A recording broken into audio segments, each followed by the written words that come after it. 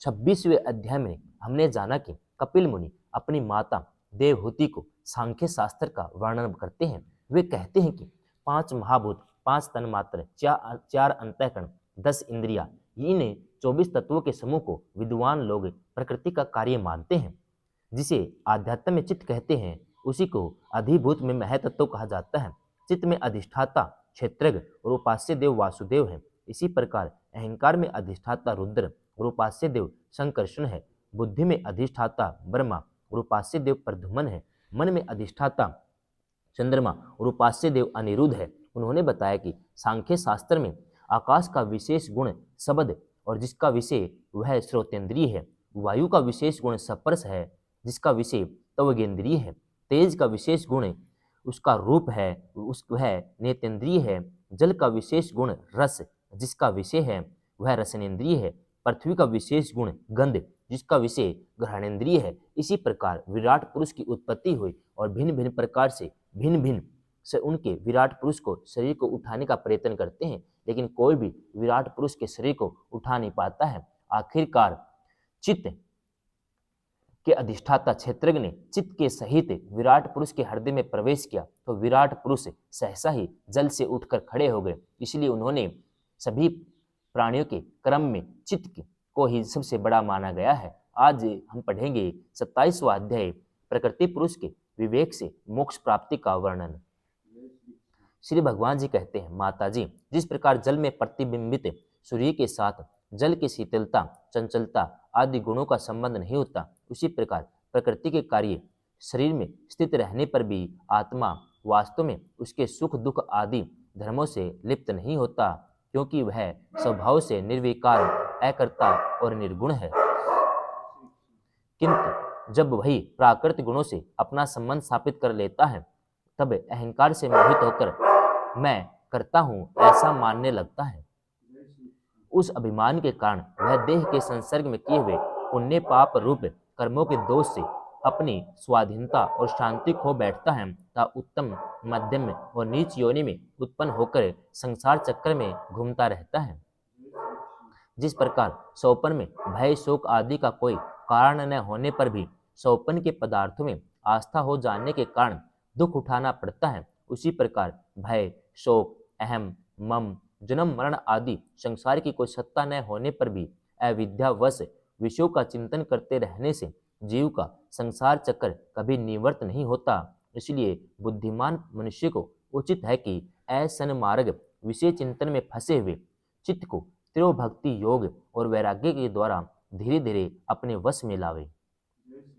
यम आदि योग साधना के द्वारा श्रद्धापूर्वक अभ्यास चित्त को बारंबार एकाग्र करते हुए मुझ में सच्ची भाव रखने, मेरी कथा श्रवण करने, संपूर्ण समस्त प्राणियों में संभाव रखने, किसी से वैर न रखने, आसक्ति के त्याग, ब्रह्मचर्य, मौन व्रत और बलिष्ठ अर्थात भगवान को समर्पित किए हुए स्वधर्म से जिसे ऐसी स्थिति प्राप्त हो गई है कि प्रारब्ध के अनुसार जो कुछ मिल जाता है उसी में संतुष्ट रहता है, परिमित भोजन करता है, सदा एकांत में रहता है, शांत स्वभाव है, सबका मित्र है, दयालु है, धैर्यवान है, प्रकृति और पुरुष के वास्तविक स्वरूप के अनुभव से प्राप्त हुए तत्व ज्ञान के कारण स्त्री पुत्र आदि संबंधियों के सहित इस देह में मैं मेरेपन का मिथ्या अभिनिवेश नहीं करता, बुद्धि की जागृत आदि अवस्थाओं से भी अलग हो गया है, परमात्मा के सिवा और कोई वस्तु नहीं देखता।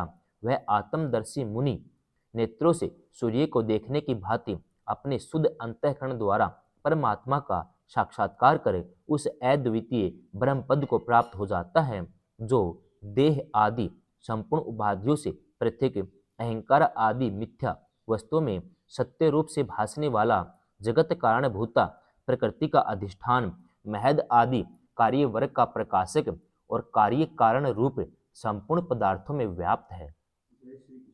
जिस प्रकार जल में पड़ा हुआ सूर्य का प्रतिबिंब दीवार पर पड़े हुए अपने आभास के संबंध से देखा जाता है, जल में देखने वाले प्रतिबिंब से आकाश स्थित सूर्य का ज्ञान होता है, उसी प्रकार वैकारिक आदि भेद से 3 प्रकार का अहंकार देह, इंद्रिय और मन में स्थित अपने प्रतिबिंबों से लक्षित होता है।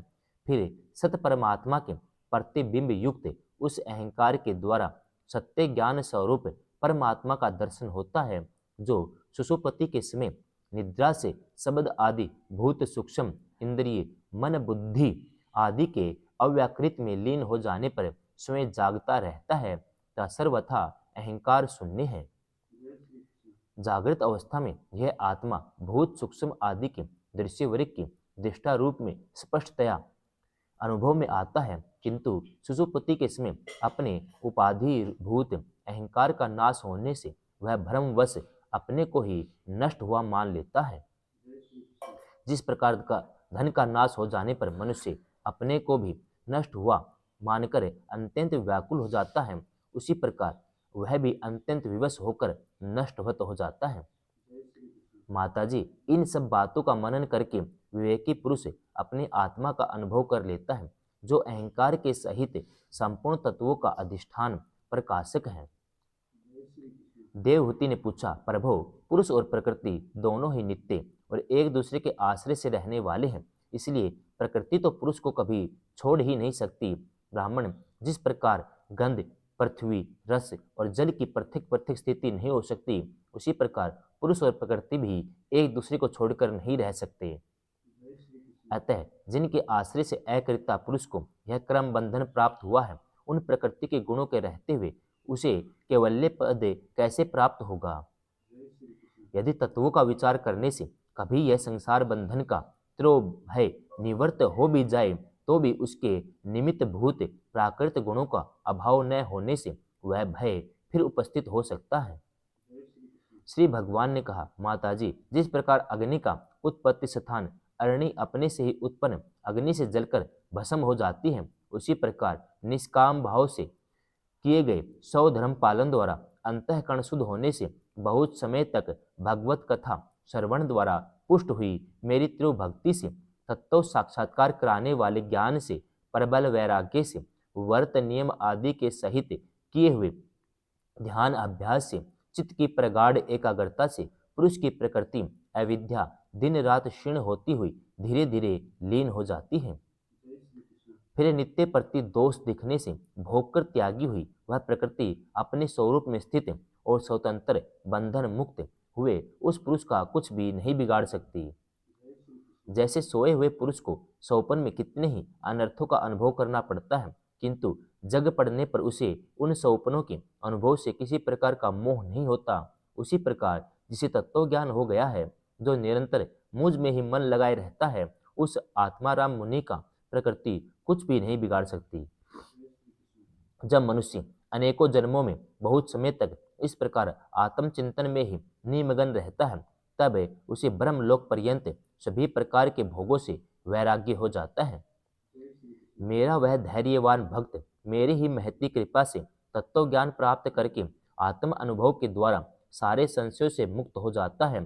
फिर लिंग देह का नाश होने पर एकमात्र मेरे ही आश्रित अपने स्वरूप भूत कैवल्य संखग मंगलमय पद को सहज में ही प्राप्त कर लेता है, जहाँ पहुँचने पर योगी फिर लौटकर नहीं आता।